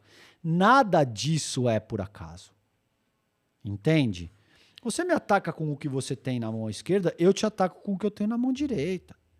Vamos chegar a um acordo, não vamos? Como é que vai ser? Quando não chega-se a um acordo, nesse caso, a tensão dinâmica que a gente tem estabelecida no Brasil, Dilma cai, Cunha é preso. Acende o bolsonarismo. Que não funcionou para nenhum dos lados. Entendeu? Agora, será que o Arthur Lira está disposto a trocar a vida hedonista que ele tem em Brasília, comprando casa de dezenas de milhões de reais para todo lado, por ter que encarar um processo de persecução criminal, por corrupção passiva? Será? Pode desencadear em muitos outros processos. Muitos outros. Você vai querer responder com essa gente da Megalic, Catunda, superfaturamento de todo tipo de coisa? Isso é o que está em jogo. E você, governo Lula, vai querer encarar um novo processo de impeachment já no primeiro semestre do segundo ano do teu governo? Tá que o Lira também não é bobo, ele sabe que mesmo que a Câmara avalize um processo de impeachment, não passa no Senado, nesse atual momento. Sim, mas já te coloca na defensiva. É verdade que no Senado a correlação de forças, você tem razão. E pode ser que o STF também exerceria algum tipo de prerrogativa e esse tipo de coisa. O ambiente agora não é igual o de 2016, e a gente sabe que para esse tipo de coisa, o ambiente político importa muito. Sim. Mas... Não há nem panelaço, inclusive, exato. nos pronunciamentos do Lula. Não, assim. Exato. O humor político é absolutamente distinto do que era contra a Dilma Rousseff em 2016. Agora, eu não acho que o Lula esteja disposto, porque o impeachment é uma única coisa. Eu posso tornar a tua vida muito miserável sem te tirar do poder, você entende? Se eu tenho 350 votos, você não vai conseguir fazer nada. Você não vai conseguir fazer nada. E eu vou te desgastar durante 30, 36 meses, e aí quando começarem os panelaços, aí a gente conversa. Sim. Entende? Então, assim, é muito difícil, porque a questão não tá... A gente tem 513 deputados. Não é que, tipo assim, cara, eu tenho, sei lá, 200, você tem 200 e tem outros 113 ali flutuando aqui. Não é o caso, velho. O governo tem hoje 130. E o restante do Congresso... E olha lá, hein, cara. Olhe lá. Você citou anteriormente, mesmo cedendo gabinetes ministeriais... Tá difícil de trazer partidos como União Brasil, Solidariedade, PSD, cara, Kassab, entendeu? E, porra, que teria tudo ali para ter uma interlocução. Você tem às vezes até o PSB, figuras do PSB, que tem a vice-presidência da República, votando contra o governo, cara. Então, assim... Não interessa. Vai ter que costurar, Jefferson. Vai ter que costurar. Vai ter que fazer política como a política é. Vai ter que liberar recurso. Não adianta ficar mentindo para as pessoas e contando uma história romântica que não funciona assim. A gente, sabe? E todo mundo é adulto, né? Sabe assim? Já tá na hora de sentar com o povo e falar o seguinte. Sabe aquilo que as pessoas tinham te falar de Papai Noel? Não existe. É o seu pai que se veste de vermelho, vai lá, compra o presente e tal... Não cabe ficar contando para as pessoas que a esquerda é... Não, tem um jogo a ser jogado, gente, por favor. E, infelizmente, é assim que a banda toca nesse começo do século XXI. Ah, mas então você está dizendo que não tem diferença entre a esquerda e a direita? Não, em absoluto. Há uma diferença monstruosa. Mas todo mundo que está envolvido com política institucional está submetido ao mesmo jogo. Agora, algumas pessoas descem mais baixo, outras pessoas têm algum tipo de parâmetro moral, algumas pessoas não estão dispostas a utilizar certos tipos de estratégias e abordagens. Como eu vejo, é por aí, cara. Agora, falando um pouco desse jogo institucional, né? A gente teve a cassação do deputado Deltan Dallagnol, lavajatista, procurador da Lava Jato, pelo TSE, embasada na lei da ficha limpa, inclusive, porque reconhece que ele pediu para sair do cargo de procurador do Ministério Público para que não fosse condenado e disputasse a eleição. E a gente tem um Congresso que, por mais apoiador do Bolsonaro, que a gente possa dizer, de pautas conservadoras, avalizou essa cassação. Então o Congresso não é tão bolsonarista assim, né? Como a gente pode interpretar esse recado? Eu acho que existe uma diferença entre o bolsonarismo e o lavajatismo. Uhum. E é óbvio que existe uma certa simbiose também. E que, por vezes, eles se uniram... Um se alimenta do outro. Isso. Né? Mas também podem se autodevorar. Entende? Na medida em que um movimento se demonstra mais ou menos fraco, você pode ter uma autofagia desses dois movimentos. Nesse caso, cara... específico, e é óbvio que, a despeito do movimento de forma mais ampla, existem as idiosincrásias da política individual, da figura política individual envolvida nessa questão. O Dallagnol e o Moro foram pessoas que conseguiram desagradar muita gente da própria direita, inclusive. Uhum. Eles conseguiram afrontar magistrados, eles conseguiram ser absolutamente detestados pela classe política, porque eles se vendiam como caçadores de políticos que seriam capazes de moralizar a cena política nacional, entende? Então eles são assim como aquele policial corrupto que depois é preso e tem que lidar com as pessoas que anteriormente ele... Me remete ao caçador de Marajás, Fernando Collor. Isso. Né? O Jânio, por exemplo, o Vassourinha, esse tipo de coisa e tal, né? Isso cara, Lacerda, já na década de 50, fazia isso contra o Getúlio e esse tipo de coisa. Essa é uma pauta mais batida do mundo, esse negócio da corrupção. E não é algo que possa ser superado. Ah, mas então você é a favor da corrupção? Ah, por favor, ninguém... Mas como um exemplo que você já usou aqui, o brasileiro, o cidadão é corrupto no seu dia a dia, não é algo que vai ser superado tão facilmente. Exatamente. Então é um processo de desenvolvimento histórico-cultural que precisa olhar para a política social assim como olha para a política institucional. Porque a política institucional é reflexo da política social e vice-versa. Existe uma relação dialética entre essas duas coisas. Entende o que eu tô te dizendo? Sim. Então, cara, mas do que a gente tava falando? Eu perdi o raciocínio. Sobre a cassação do Dalton Allende. O Dallagnol e o Moro, eles desagradaram muita gente. Muita gente. E eles estão arcando com a consequência. Você viu agora o Valdemar Costa Neto. Não sei se você viu essa fala. O Valdemar Costa Neto dizendo que o Moro e o Dallagnol passaram por cima da lei. E não pode passar por cima da lei, eles vão pagar caro. Que, inclusive, o Moro acho que deve ter o mesmo destino aí do Deltan. É provável. Pode ser que sim. Mas, enfim, nesse caso, eles desagradaram muitas pessoas que estavam, teoricamente, dentro do próprio campo ideológico deles. E aí fica muito difícil. Tanto é que você vê aí, salvo engano, o Dallagnol foi cassado por 7-0 no TSE, não foi isso? Sim. Ele foi cassado por 7-0, unânime. Você teve, acho que, figura bolsonarista, acho que o Cássio Nunes. Sim, o Nunes Marques. Entendeu? Votando pela cassação do cara, velho. Então isso te demonstra um nível de inimizade e de conflito que eles conseguiram estabelecer com a classe jurídica, com a classe política e com a sociedade civil de forma mais ampla também. Hoje, o lavajatismo não tem, assim, 1/10 do tamanho que ele já teve um dia. Não tem. Aquele protesto que ele fez em Curitiba foi vergonhoso. Mostra meia dúzia disso. de gente. Ele no aeroporto, voltando como um herói, só tinha família. Exatamente, cara. Tem criança que volta da classe média alta da Disneylândia e tem mais gente para receber no aeroporto do que tinha ali para receber o Dallagnol, entendeu? Então é isso aí, cara. E agora, só para a gente encerrar, o STF deve pautar, agora em junho, a descriminalização do porte de maconha no Brasil. É uma pauta que divide opiniões, o Congresso nunca teve coragem de seguir com isso. O que você acha? Você acha que tem chance de aprovação? Os primeiros votos foram favoráveis.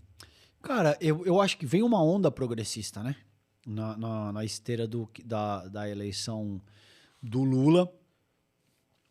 O STF, a gente precisaria avaliação 11, né? Hoje em dia, 11 ministros.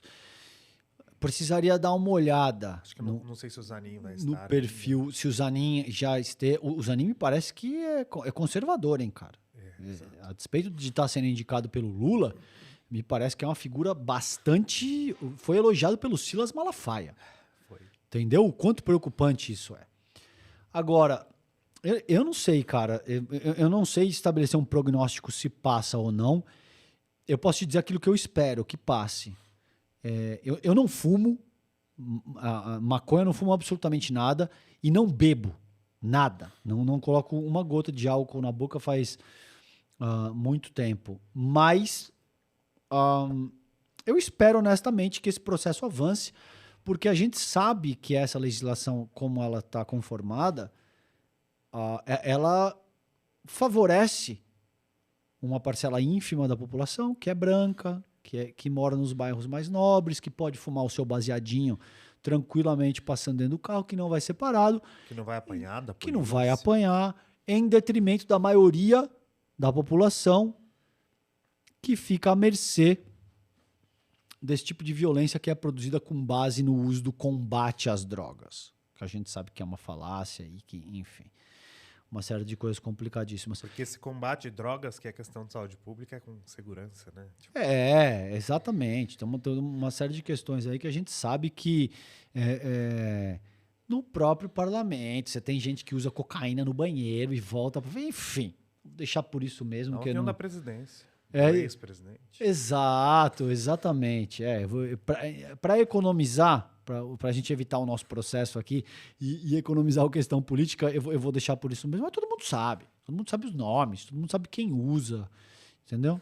E o problema sei lá, um moleque de preto de 19 anos que tá fumando um baseado na quebrada dele. Francamente, sabe? Aliás, preciso muito citar isso, porque o irmão da Damares, a ministra de Direitos Humanos, foi pego num avião de drogas no avião da igreja. Tio, O avião da igreja. 290 quilos de haxixe. Acho que era haxixe ou uma outra droga, uma maconha forte, assim. É isso. E tem vídeos dele dizendo que Deus, não tememos... Ele é da igreja do Evangelho Quadrangular. Tem uma igreja dessa na esquina da minha casa. Entendeu? É esse nível de hipocrisia que a gente precisa endereçar nesse momento. Família de bem, o cristão. Francamente. César, mais uma vez, muito obrigado por aceitar nosso convite. Obrigado, quem quiser encontrar o seu livro, encontra onde? Tem um link na bio do meu Instagram, que é César Calejon, @CésarCalejon, ou no meu Twitter também, que é @César Calejon e o número 1 tá lá. Vi que tá super bem vendido, inclusive tá valendo ali, já tá entre os 500 mais vendidos do país. Ele estreou, né, entre essa categoria de 500 mais vendidos do país, ficamos em segundo ali numa categoria de ciências sociais. De fato, começou muito bem, eu fiquei muito feliz. Eu nunca tive, sem demagogia nenhuma, cara, eu não tenho essa dimensão comercial com o meu trabalho e eu sempre deixo isso a critério da própria editora, porque se deixar na minha mão, eu dou os livros. Dou o livro de presente. Acho que eu até te dei livro, não te dei? Ainda não. Não te dei ainda? Vou trazer aqui da próxima vez que a gente conversar. Então, eu não tenho muito essa questão comercial de quanto vende, se está em lista, se não está, mas também seria hipócrita da minha parte negar que é importante. Claro, que tem um trabalho. Exatamente, exatamente. Mas está lá o link, quem quiser entrar. A gente está em pré-venda agora, então tem um desconto aí, sai por R$ 49,90. Dia 11 de julho, agora, daqui a pouco menos de um mês, tem um lançamento, então já fica o convite para ti também, Jefferson. Estarei lá, te espero lá, querido, obrigado. Na Martins Fontes, aqui na Avenida Paulista, em São Paulo. E no dia 21 de julho vai ter ali uma festa aí mais informal, com bebida, com cerveja, esse tipo de coisa. Para quem quiser beber, eu não bebo, como eu disse. No FF Front, que é um bar aqui em Pinheiros, em São Paulo também. E quem quiser te encontrar nas redes sociais, sei que você está no ICL também. Eu apresento, eu sou analista, na verdade, os apresentadores, a Roberta Garcia e o Chico Pinheiro, que apresentam o ICL Notícias segunda edição. Eu sou analista, eu tô lá no ICL todas as noites, das 18 às 20 horas. E quem quiser me encontrar na rede social é o Instagram, @César Calejon, o Twitter, @César Calejon, o número 1, e também estou no TikTok com César Calejon. Fiz recentemente o TikTok, achei que seria uma experiência bacana. Tô lá na rede chinesa. E seu conteúdo também no TikTok, lá nas nossas redes, ele bomba, viu? Que legal, querido. O TikTok só tira meus conteúdos quando eu falo da pele das fake news. Acredita, Olha. ele não gosta muito. Ele já até tira o conteúdo meu do ar. Olha que loucura, curioso saber isso. Isso é dado empírico, considerando como é que essa dinâmica funciona atualmente. Muito bom, cara, você falar isso. Inclusive, recorri, eles disseram que ainda assim que não era conteúdo original. Era produzido por mim, eu apresentando. Que loucura. Não entendi muito o que eles querem dizer com isso. Essa é a real política a qual eu me refiro, entendeu? Agora, se você conversar, leia, por exemplo, os códigos ali de funcionamento, os termos de contrato, ninguém vai te dizer, caso o seu conteúdo seja contrário aos nossos interesses, nos reservamos o direito de tirar entendeu? Mas ninguém vai dizer isso. Se você está ferindo a liberdade de expressão... Exatamente. Mas essa é a vida como a vida é. É óbvio que ninguém vai te dizer isso de forma aberta, mas é assim que o jogo funciona, infelizmente. Inclusive, eu vou fazer esse teste, vou cortar esse trecho e vou postar lá. Boa. Depois eu te digo o que aconteceu. Muito bom. A você que nos acompanhou até aqui, muito obrigado e até o próximo Questão Política.